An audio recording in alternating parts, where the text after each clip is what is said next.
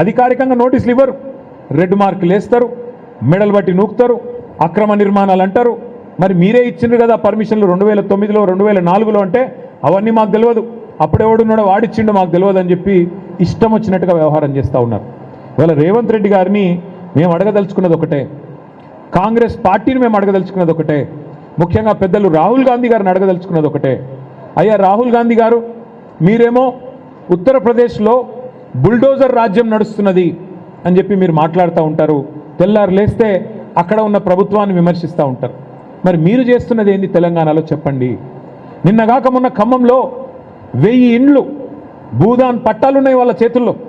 10-12 సంవత్సరాల నుంచి అక్కడ ఉన్న వాళ్ళను అర్ధరాత్రి దొంగల్లాగా దాడి చేసి 2-2.5 వేల మంది పోలీసు వాళ్ళని పెట్టుకొని ఏదో శత్రుదేశం మీద దాడికి పోయినట్టు, శత్రుదేశం మీద యుద్ధానికి పోయినట్టు మీరు పోయి 1000 మంది ఇండ్లు కూల్చేస్తే దాన్ని ఏమనాలి రాహుల్ గాంధీ గారు? బుల్డోజర్ రాజ్యం కాదా?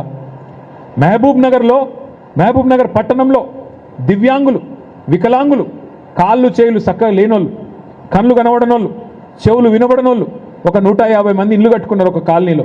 గవర్నమెంట్ స్థలమే కావచ్చు, కట్టుకుంటే నీ బుల్డోజర్లు పోయి వాళ్ళకి పాపం కాళ్ళు చేయులు చక్కగా లేని వాళ్ళని కూడా చూడలే, గుడ్డోళ్ళని చూడలే, చెవిటోళ్ళని చూడలే, వాళ్ళని కూడా బజార్లకు గుంజి వాళ్ళని కూడా మెడలు బట్టి బయట నూకేసి వాళ్ళ ఇల్లు కూడా గులగొట్టింది.